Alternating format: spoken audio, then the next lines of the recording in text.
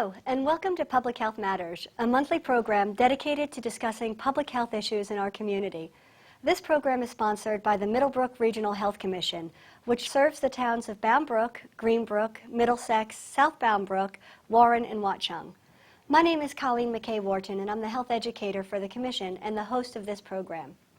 Our goal for Public Health Matters is to give you a program that will provide useful information to help you better understand important public health issues, and in particular, help you to know what you can do to reduce any risks associated with them. Well, the fall is here, and soon we'll be moving into flu season. And as most viewers probably know, one of the many disease prevention activities that public health agencies offer to a community is flu or influenza and pneumonia vaccination programs. So our focus for today's program is how you can help reduce your chances of getting the flu this season, both through vaccination as well as through other important good health habits. Joining us today to discuss the topic are Robert Riedinger, who's a pharmacist and owner of Divine's Pharmacy in Edison, and Diane Krasovic, a community health nurse with the Community Visiting Nurse Association, which is located in Somerville. And they are also the coordinators of numerous flu vaccination clinics throughout Somerset and Middlesex County. So thank you both so much for joining us today. Thank you for having us. You know, Robert, why don't we start with you?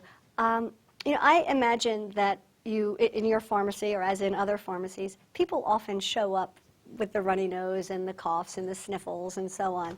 Now I realize you're not there to diagnose the condition, but people do often turn to their pharmacists for advice on how to take care of these symptoms.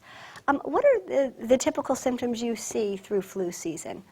Well, we see when the patient comes in, they'll ask, can we see the pharmacist? Then we take the time and speak with them regarding their symptoms. Ask them to explain their symptoms. They have a runny nose, watery eyes, head congestion, fever, cough, and how long they've had the symptoms. Okay. And depending upon their response, we'll ask additional questions to more pinpoint exactly the origin. Okay. And then before any recommendation, we always ask, are they allergic to any medications? Do they have any particular health concerns, such as high blood pressure or diabetes? Okay. Or if they're taking any prescription or non-prescription medication that might not have been helping as well as they would like to have it. And so you're asking those questions, I guess, for you to recommend something that's over the counter, you need to be aware of that whole picture before you do that. I mean, certainly you're not prescribing, but anything over the counter could certainly have an impact as well. That's correct. Okay. Now, the symptoms you've described, to me, are very similar to a bad cold. Now, how do we distinguish between the two, between a very bad cold, but, what people often say, oh, I have the touch of the flu, right? How do we tell the difference between the two? Well, the flu and the cold are two separate viruses. Okay. The flu is a much more severe condition. Okay. And flu is usually indicated with body aches, fever, chills, and a dry cough. And it's extreme malaise or tiredness. Whereas a cold is more stuffy, runny nose.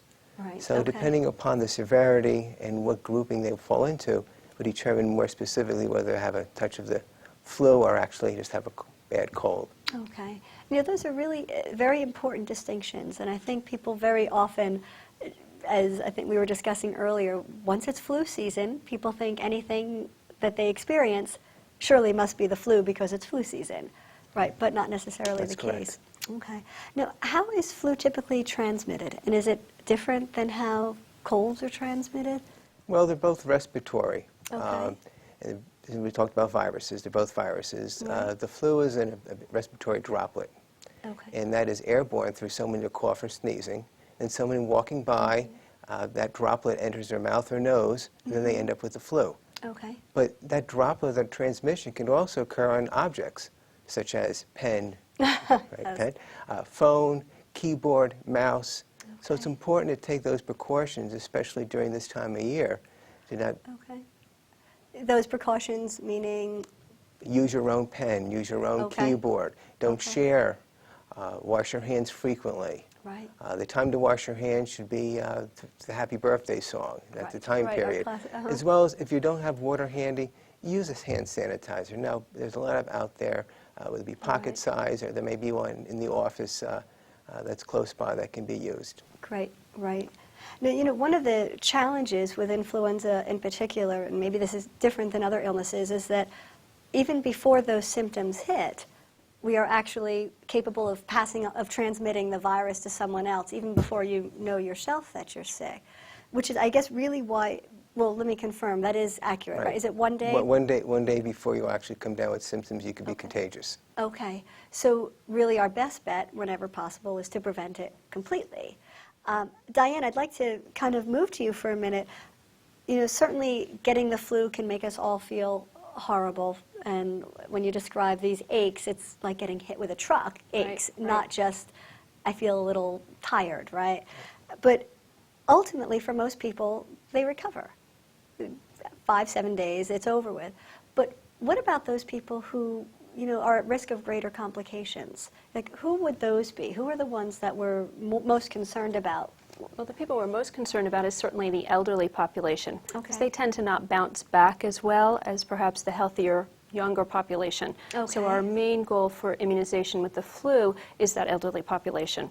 People Okay. with chronic medical conditions, people who see their doctor frequently, they're taking medications for asthma, emphysema, chronic obstructive pulmonary disease, different Okay. illnesses that they're being treated for. Those people need to really seriously consider their flu vaccine. Okay. Anybody over the age of 50, Centers for Disease is recommending that those people over 50 are immunized.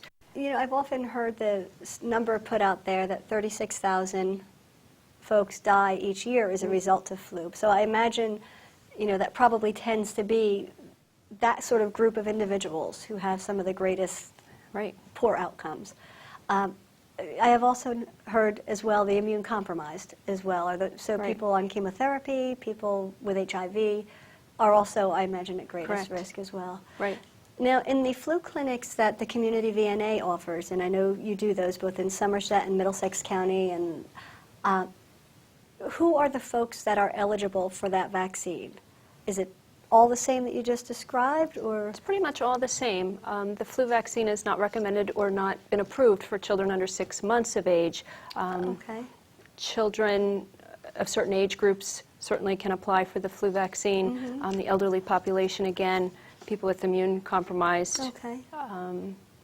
people with, a lot of times we just say people who are afraid of getting the flu and missing work for 5-6 days Right, right. are eligible. Now, what about folks who care for those individuals? Absolutely. If you have an elderly person that you care for in your home, if you're a Okay. healthcare provider, we need to take care of ourselves so we can care for those people that need our help. So yeah, they Absolutely. should definitely be immunized also. Absolutely. Now, can you explain why, unlike other vaccines, when a child is younger and they get a vaccine, they're essentially done for life after they've done their series. Right. But with the flu vaccine, it's recommended that we do it each year. Correct. And why is that? Well, the Is that flu something virus changes, mutates, changes each year. So Okay. scientists hope to anticipate what flu is going to be making us sick that year. And Okay. they include that virus in the flu vaccine for that particular year. Okay. So yes, it does have to Okay. be updated each year because the virus changes. Okay. Now, I often will hear folks say, no, I'm not getting a flu shot. And I know, Robert, your pharmacy also offers vaccination clinics as Yes, we well. do. So you must hear that sort of comment from people, walking by. Right, very, very frequently, and we just try to reassure them. It's not like in years past, Okay. where maybe you heard from your grandmother or that don't get the flu shot because I got sick from it. Well, that years ago it used to be a live virus, and you actually Okay. did get the flu to build up antibodies for it. But through the technological changes through the vaccine industry, they've now made an attenuated vaccine or a dead virus Okay. vaccine that you build antibodies and you can get protected by the flu. So you don't get the flu by itself. Okay. The more chance that you had in years past. Okay. Now,